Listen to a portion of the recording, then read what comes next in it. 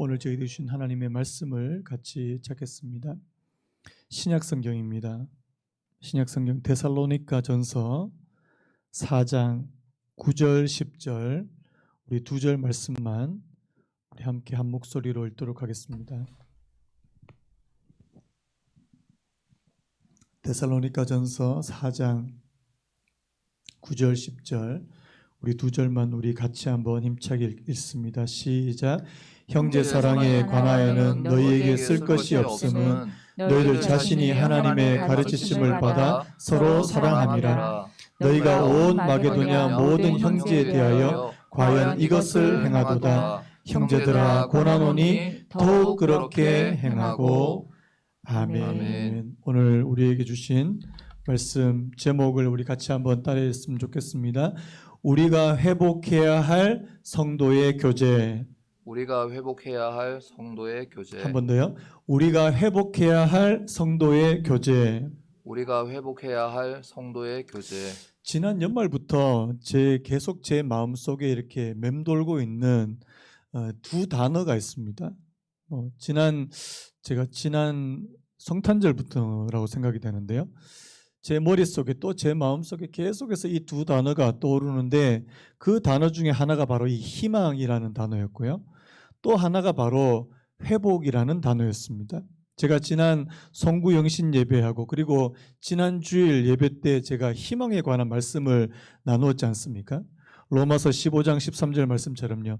소망의 하나님이 모든 기쁨과 평강을 믿음 안에서 너희에게 충만하게 하사 성령의 능력으로 소망이 넘치게 하시기를 원하노라. 하나님께서 우리에게 소망의 하나님이 되신다. 그리고 소망이 넘치게 하시기를 원한다. 그렇게 말씀한다는 사실입니다. 여러분, 사람들은 이 희망, 이 소망을 먹고 사는 거 아닙니까? 그래서 아무리 절망적인 상황이라 할지라도 나아질 것이다.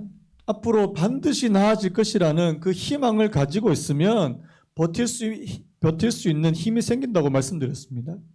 하지만 이 희망을 잃어버리면 그냥 무너지는 거예요. 제가 이번 주도 보니까 어떤 헬스장을 운영하시는 분이 극단적인 선택을 했다 이런 이야기도 들리고요. 아주 유명한 그런 헬스 클럽을 여러 개 운영하는 그런 유명한 그런 분도 폐업을 했다. 이런 소식이 곳곳에서 들려옵니다. 여러분, 별로 나아질 게 없다라고 생각하기 때문 아니냐고요. 여러분, 상황도 우리가 절망적인 상황일 수 있지만 그 마음에 절망이 찾아올 때 많은 사람들이 무너지는 것을 보게 된다는 사실입니다. 참 감사하게 2주 전에 제가 예전에 사역했던 교회 담임 목사님이 저한테 불쑥 전화를 해주셨어요. 제가 지금 어떻게 지내는지 걱정이 되셨는가 봐요. 잘 지내냐? 제가 이렇게 대답했습니다. 잘 버티고 있습니다. 잘 버티고 있습니다. 왜? 저는요 믿거든요. 하나님이 이 상황도 이제 점점점 나아지게 만들어 주실 거다. 하나님께서 회복시켜 주실 거라고 하는 그 희망이 제게는 있거든요.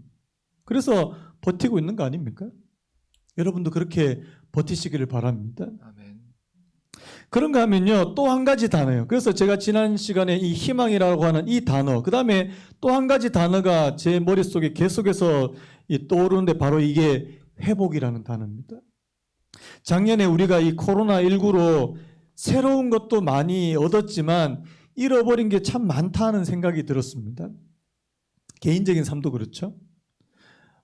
일상적인 삶, 우리가 그냥 아무런 꺼리낌 없이 사람들 만나고 또 정상적인 활동을 했던 그 모든 활동들이 일시에 중단이 돼버리는.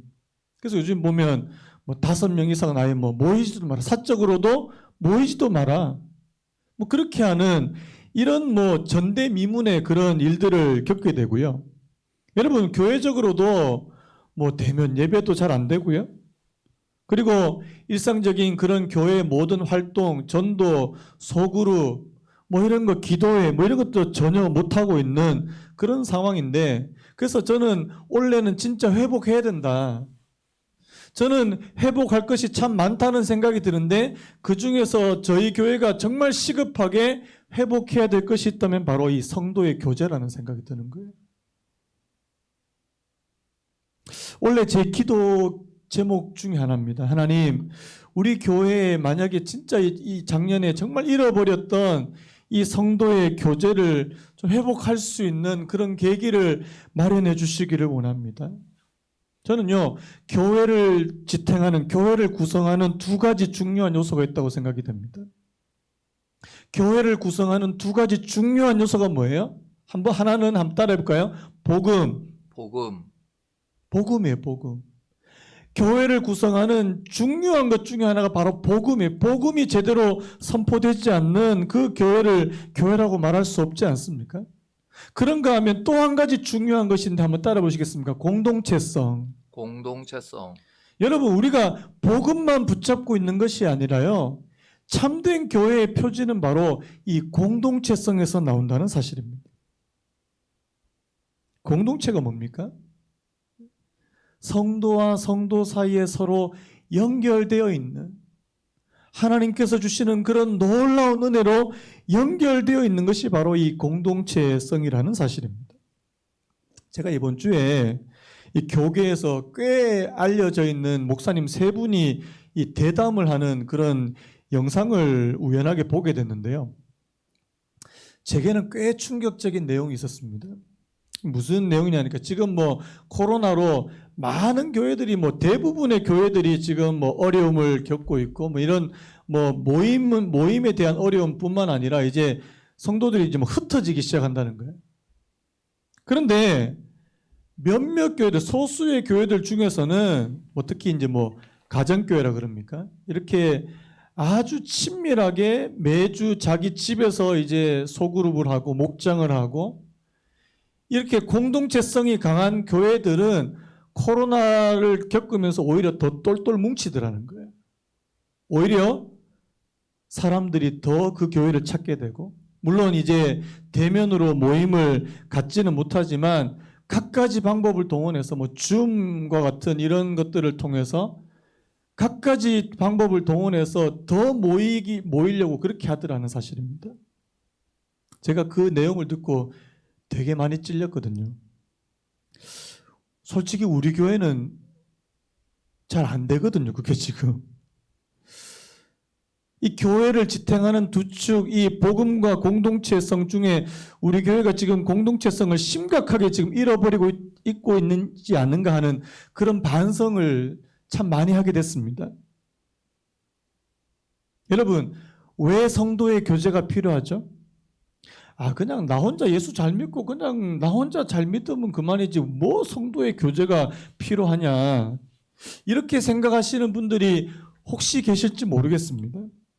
여러분, 우리가 매주 고백하는 사도신경에 이런 구절이 있습니다. 성령을 믿사오며 거룩한 공회와 성도가 서로 교통하는 것과 그 뒤에 내용도 있지만요. 여러분, 이 새롭게 번역된 사도신경에는 이렇게 되어 있습니다. 나는 성령을 믿으며 거룩한 공교회와 성도의 교제와 죄를 용서받는 것과 몸의 부활과 영생을 믿습니다. 한번 따라해볼까요? 나는 믿습니다. 사도신경은요, 나는 믿습니다예요. 근데 뭘 믿느냐 하니까 성령을 믿으며 나는 성령을 믿습니다. 그리고 나는 거룩한 공교회를 믿습니다. 그리고 성도의 교제를 믿습니다. 여러분, 이 성령과 거룩한 공교회와 성도의 교제를 동일한 위치에 두고 있더라는 사실이에요. 그리고 그렇게 믿는다고 고백합니다. 여러분, 그렇다면 이 거룩한 공교회를 믿는다는 것은 무슨 말입니까? 제가 그 하이델베르크 요리문답이라는 책이 있잖아요. 그 책에 한번 찾아봤는데 하이델베르크 요리문답 54번에 이렇게 기록되어 있더라고요. 거룩한 공교회를 믿는다는 것이 뭐냐 하니까, 나는 하나님의 아들이 세상의 처음부터 마지막 날까지 모든 인류 가운데서 영생을 위하여 선택하신 교회를 참된 믿음으로 하나가 되도록 그의 말씀과 성령으로 자신을 위하여 불러 모으고 보호하고 보존하심을 믿습니다. 여러분, 그렇게 믿으십니까? 나도 지금 이 교회에 살아있는 지체이며 영원히 그러할 것을 믿습니다. 이런 의미라는 겁니다. 그리스도께서 직접 세우시고 보존하시는 그 교회를 믿고 또 우리 자신이 주님께서 세우신 그 교회의 한 부분이라는 사실을 믿는 거.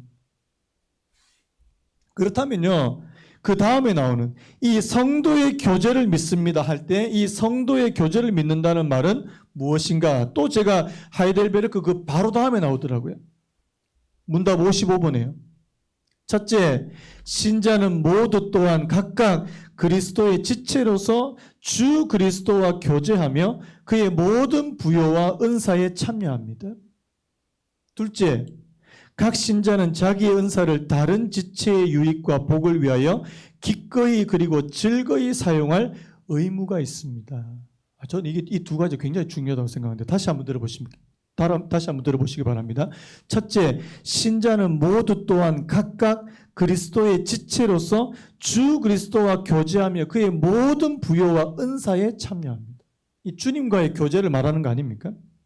그렇다면 둘째, 각 신자는 자기의 은사를 다른 지체의 유익과 복을 위하여 기꺼이 그리고 즐거이 사용할 의무가 있습니다. 여기서 뭐 은사라고 말하는데 이 은사를 은혜라고 바꿔도 전혀 틀리지 않습니다.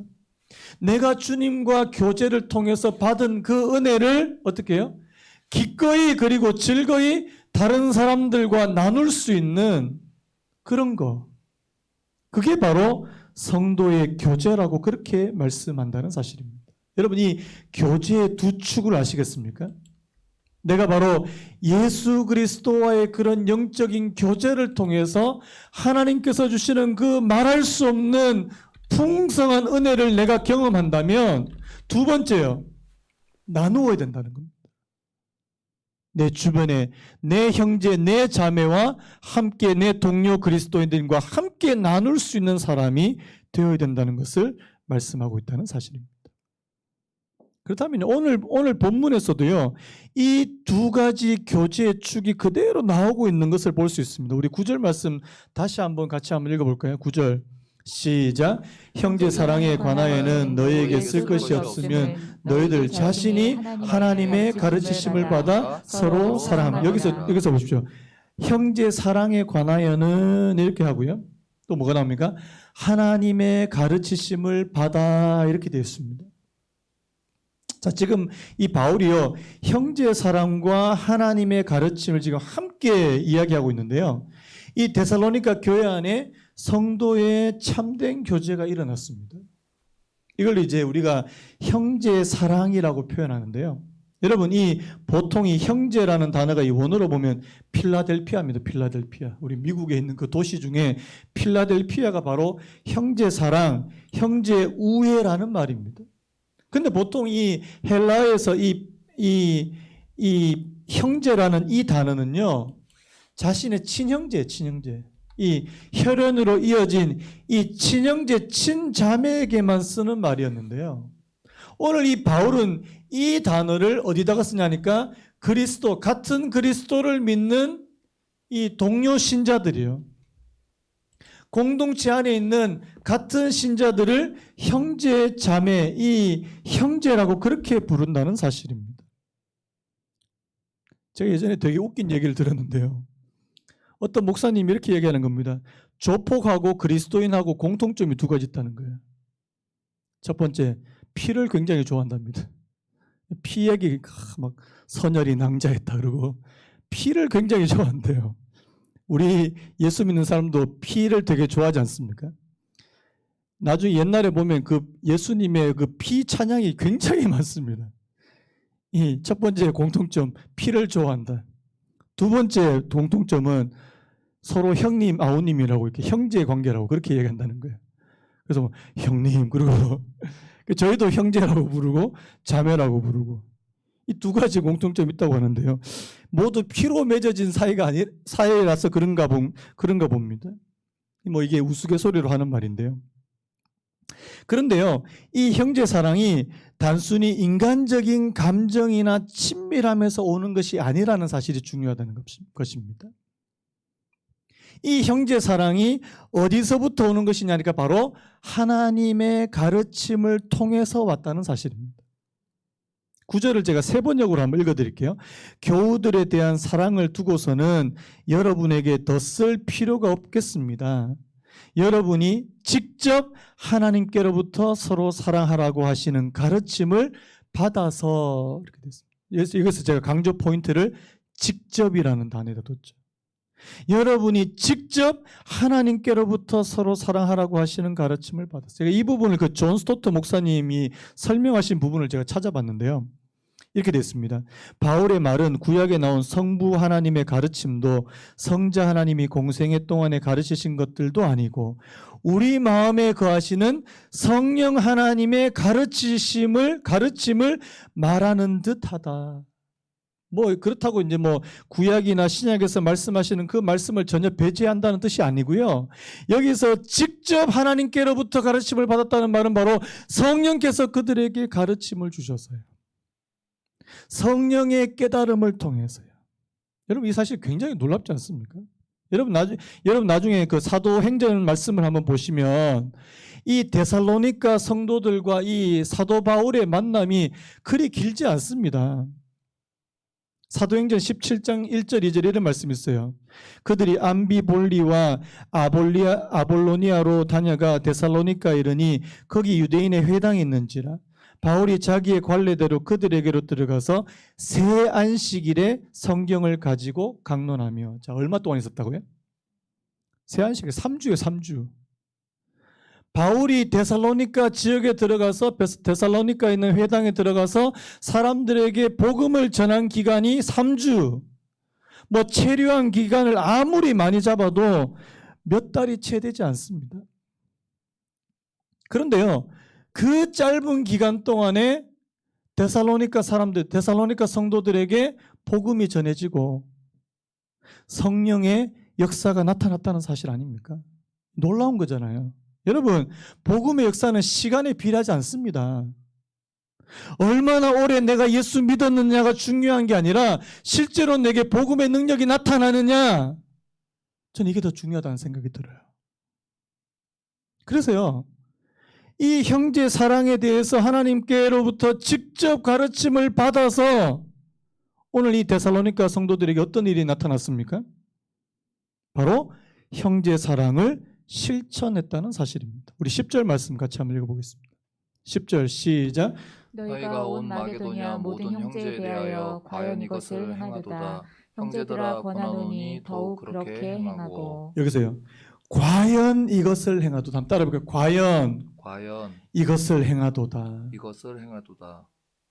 너희가 가르침을 받을 뿐만 아니라 깨달음을 얻을 뿐만 아니라 그것을 그대로 행하였도다.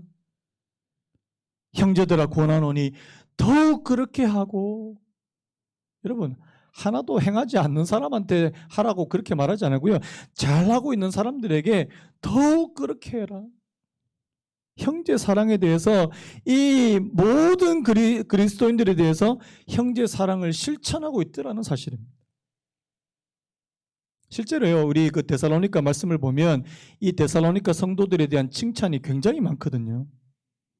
우리 1장 3절 먼저 한번 읽어볼까요? 너희의 믿음의 역사와 사랑의 수고와 우리 주 예수 그리스도에 대한 소망의 인내를 우리 하나님 아버지 앞에서 끊임없이 기억함이니. 믿음의 역사, 그 다음 뭐라고요? 사랑의 수고. 이 믿음의 역사와 사랑의 수고, 그 다음에 소망의 인내가 함께 나오더라는 사실입니다. 그 다음에 3장 6절에도 이런 말씀이 있습니다. 지금은 디모데가 너희에게로부터 와서 너희 믿음과 사랑의 기쁜 소식을 우리에게 전하고. 뭐라고요? 너희 믿음과 사랑의 기쁜 소식을 우리에게 전했다. 공통적으로 등장하는 게 뭡니까? 바로 이 믿음과 사랑이라는 사실이에요. 1장 3절에서도요. 그들이 하나님을, 예수 그리스도를 믿는 만큼 어떻게 했다고요? 이웃과 형제를 사랑했다는 사실을 보여주는 것이라는 사실이에요. 여러분, 아무리 좋은 가르침을 받으면 뭐합니까? 우리나라에도 설교 잘하시는 목사님들이 얼마나 많습니까? 아무리 훌륭한, 아무리 뭐 천사의 말과 같은 그런 설교를 들으면 뭐 하냐고요? 행하지 않는데요. 실천하지 않는데요. 야고보서 2장 14절. 내 형제들아 만일 사람이 믿음이 있노라 하고 행함이 없으면 무슨 유익이 있으리요? 그 믿음이 능히 자기를 구원하겠느냐?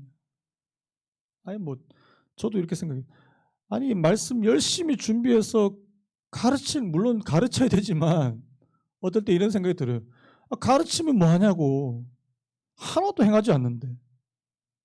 제가 이번 주에 굉장히 또 한 가지 충격적인 그런 기사를 본 거 아닙니까? 여러분 요즘에 지금 언론에서 정말 떠들썩하게 지금 난리가 난 사건이 정인이 사건 아십니까?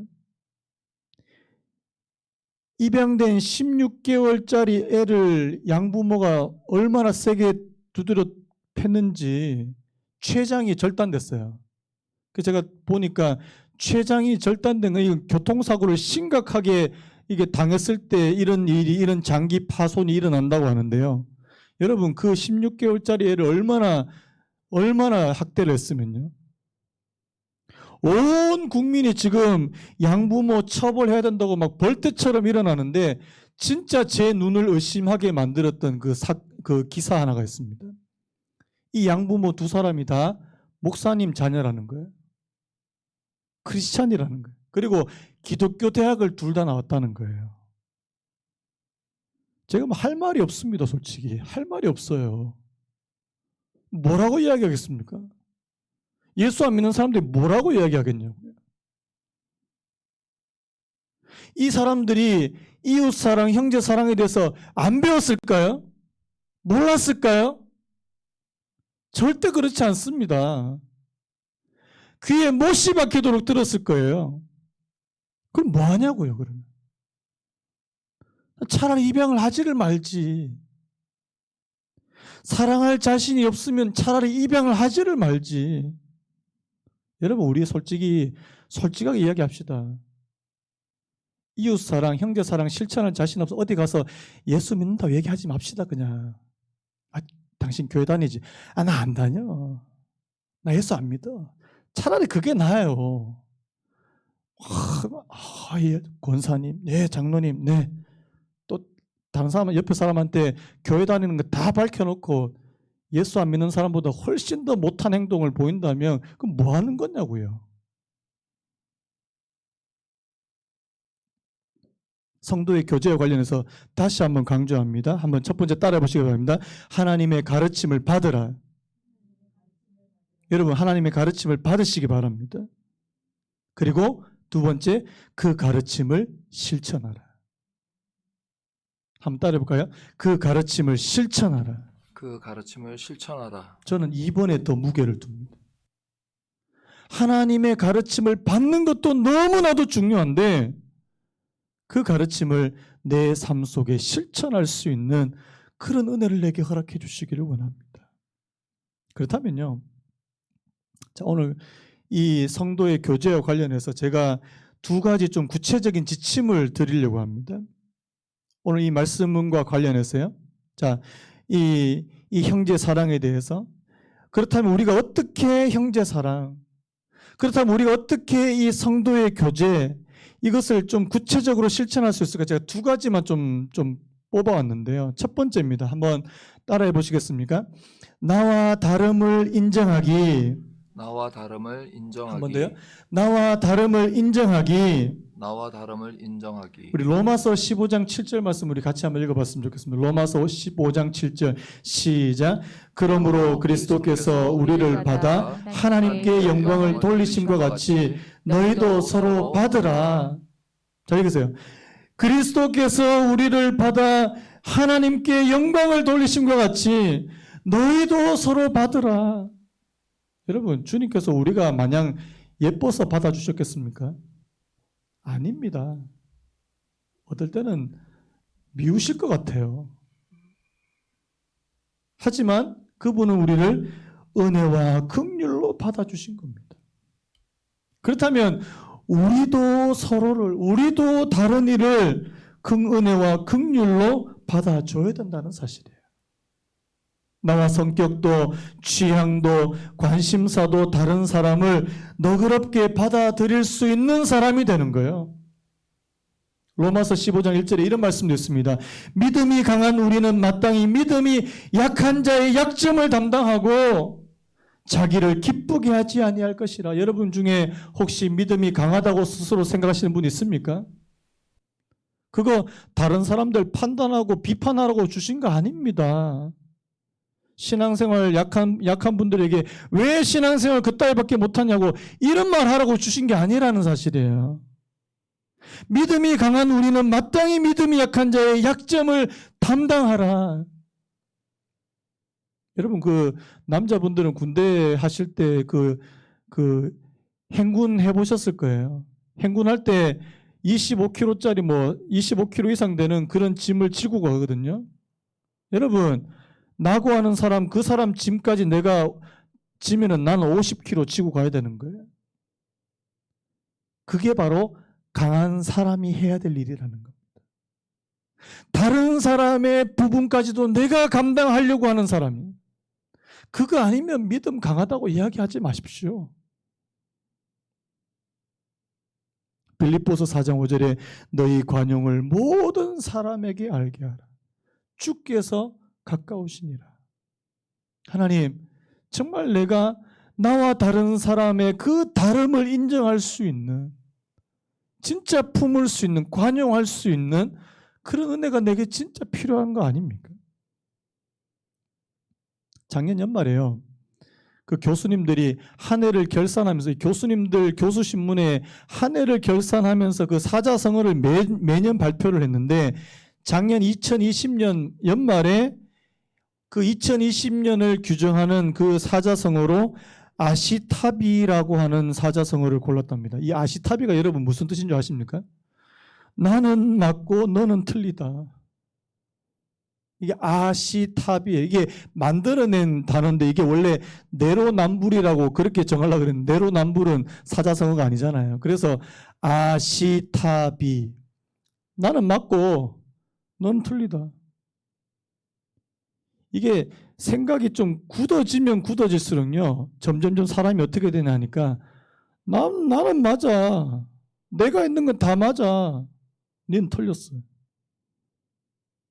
여러분 진짜 이런 태도를 가지고 있으면요. 맨날 싸워요. 아마 맨날 싸울 겁니다.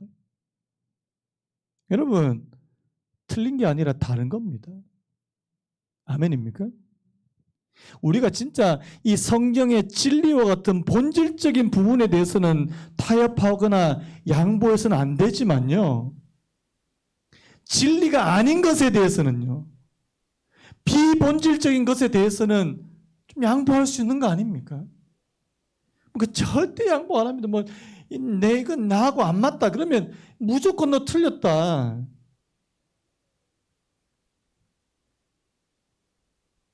제가 그 성도에 교제하면서 무슨 생각이 드냐니까 만약에 이 아시탑이라고 하는 생각으로 똘똘 뭉친 사람이 막 교회 안에 여러 명 있다면요. 어떻게 된 줄 아십니까? 나중에? 자기하고 맞는 사람들끼리만 그룹하려고 그래요. 나하고 맞는 사람, 나중에 보면, 나중에 이제 소그룹 나눈다 보면 막 목사님한테 항의 막 합니다. 바꿔주세요. 저 사람하고 못한다고. 제가 요즘에 어떤 생각이 든 줄 아십니까? 우리가 다시 언제 소그룹을 재개할지 잘 모르겠는데요. 다시 소그룹을 재개하게 될 때 소그룹 구성원들을 제비뽑기로 뽑자. 또 제가 이렇게 이야기하면 소그룹 안 나가야 되겠다. 또 이렇게 또 생각을 하실 분들이 물론 성숙된 순장님이 세워진다는 전제하에 제가 다시금 그 소그룹을 재개할 때 제비뽑기를 합시다. 진짜 공평하게 하나님께서 주신 방법 아닙니까? 저도 예전에는 나이도 고려하고 성별도 고려하고 있는데 이제 전혀 고려 안 하고 그냥 제비뽑기로요. 이제 소그룹을 안 나갈 때가 됐구나 이제. 또 이렇게 또 생각하시면 진짜 곤란한데요. 여러분 나와 다른 사람과 함께 하려고 하는 것, 그 훈련입니다. 훈련. 나와 생각이 다르고 나와 취향이 다르고 가치관이 좀 다르고 그 사람들을 내가 품어줄 수 있는 거예요. 그래서 첫 번째가 바로 나와 다름을 인정하는 거예요. 두 번째, 한번 따라 보시기 바랍니다. 어려운 형제, 어려운 자매에게 실질적인 도움 주기. 어려운 자매에게 실질적인 도움 주기. 어려운 형제 자매에게 실질적으로 우리가 도움을 줄 수 있다면, 야고보서 2장 15절 16절 우리 같이 한번 읽어보겠습니다. 시작. 만일 형제나 자매가 헐벗고 일용할 양식이 없는데 너희 중에 누구든지 그에게 이르되 평안히 가라, 덥게 하라, 배부르게 하라 하며 그 몸에 쓸 것을 주지 아니하면 무슨 유익이 있으리요. 자, 지금 배가 고파요. 일용할 양식이 없어요. 헐벗었어요. 그런데 평안히 하십시오. 샬롬. 배부르십시오. 덥게 하십시오. 말만 하면 뭐하냐고요. 말만 하면 뭐하냐고요. 여러분, 형제 사랑, 이웃 사랑, 성도의 교제는 말로만 하는 게 아니라는 사실입니다. 구체적으로 실질적으로 그 사람의 필요를 채워줄 수 있는 사람이에요. 그래서 요한일서 3장 18절에도 자녀들아 우리가 말과 혀로만 사랑하지 말고 어떻게 해요? 한번 따라해 볼까요?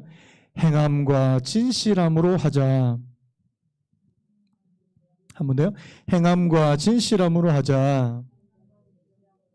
사실 작년에 우리 교회가 이 코로나도 있었지만 뭐 이런 부분에서 제대로 실천 못한 게 많이 있습니다. 그 뭐 절기연금을 가지고 어려운 이웃을 돕는 그런 일들을 사실 좀 못한 부분이 있는데요.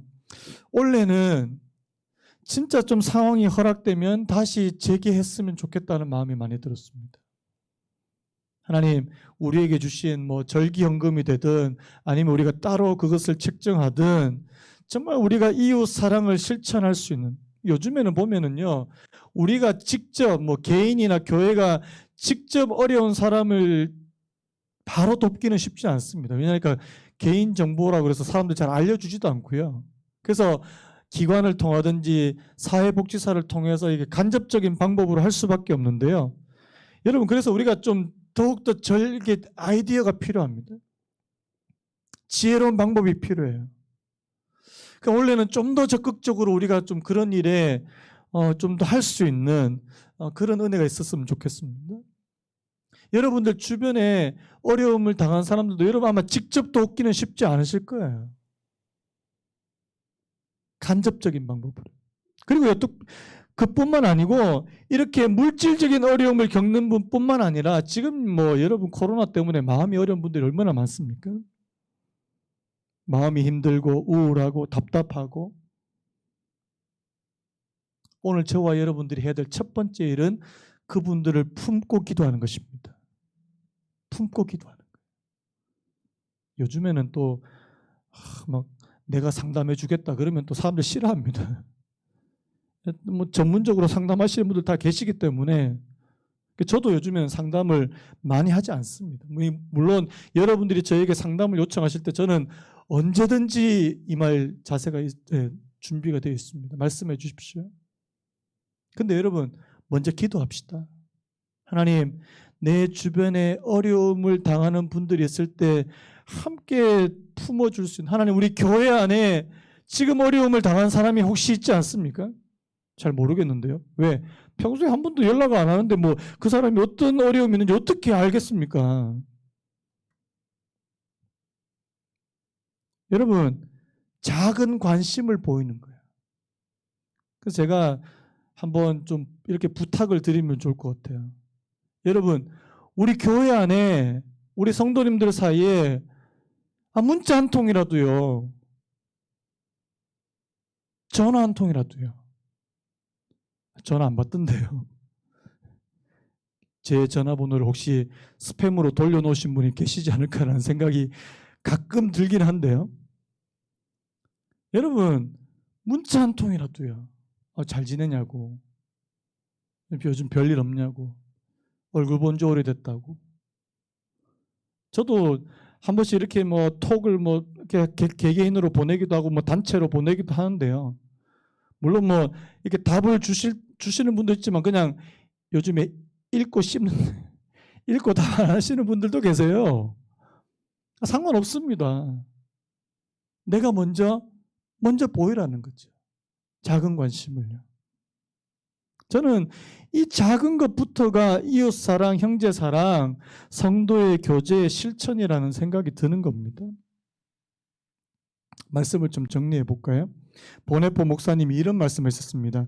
성도의 교제는 예수 그리스도를 통한 예수 그리스도 안에 있는 교제다. 저는 이 말이 너무너무 강렬하게 와닿거든요. 다시 한번 말씀드릴까요? 성도의 교제는 예수 그리스도를 통한 예수 그리스도 안에 있는 교제다.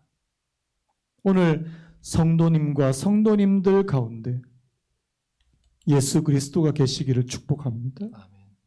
여러분, 아내와 남편 사이에, 부모와 자녀 사이에, 그리고 나와 이웃 사이에 예수 그리스도께서 계시기를 원합니다. 그래서 예수 그리스도를 통한 예수 그리스도 안에 있는 그런 교제예요. 그래서 여러분, 다른 사람하고 만나실 때 먼저 기도하시기 바랍니다. 하나님, 내가 저분에게 무슨 말을 할 수 있겠습니까? 내가 저분에게 어떻게 다가갈 수 있겠습니까? 하나님, 내게 지혜를 주시기를 원합니다. 바로 예수 그리스도를 통한 예수 그리스도 안에 있는 그런 교제, 그런 이웃사랑이 되시기를 예수님의 이름으로 축복합니다. 우리 아까 교동문에서도 함께 읽었는데 우리 시편 133편 1절에서 3절이요. 우리 다시 한번 같이 한번 읽고 오늘 말씀을 마쳤으면 좋겠습니다. 우리 같이 읽습니다. 시작. 보라, 형제가 연합하여 동거함이 어찌 그리 선하고 아름다운고 머리에 있는 보배로운 기름이 수염 곧 아론의 수염에 흘러서 그의 옷깃까지 내림 같고 헐몬에 있으리 시온의 산들의 내림 같도다. 거기서 여호와께서 복을 명령하셨으니 곧 영생이로다. 여러분, 형제가 연합하여 동거함이 어찌 그리 선하고 아름다운고, 그 다음에 마지막에 뭐라고 했어요? 거기서 여호와께서 복을 명하셨으니. 여러분, 형제가 함께 연합하고 동거하는 거기에 주님께서 여호와께서 복을 명령하신 영생의 축복을 그렇게 저희들에게 허락해 주신다고 말씀해 주시는 줄로 믿습니다. 하나님, 오늘 저희들 안에 정말 우리가 2021년도 정말 회복해야 될 많은 것들 중에 하나님, 성도의 교제를 회복할 수 있는, 나와 다른 사람을 내가 품고 작은 관심을 보이고 하나님, 작은 실천, 형제사랑, 이웃사랑의 실천을 보일 수 있는 그런 은혜를 허락해 주시기를 원합니다.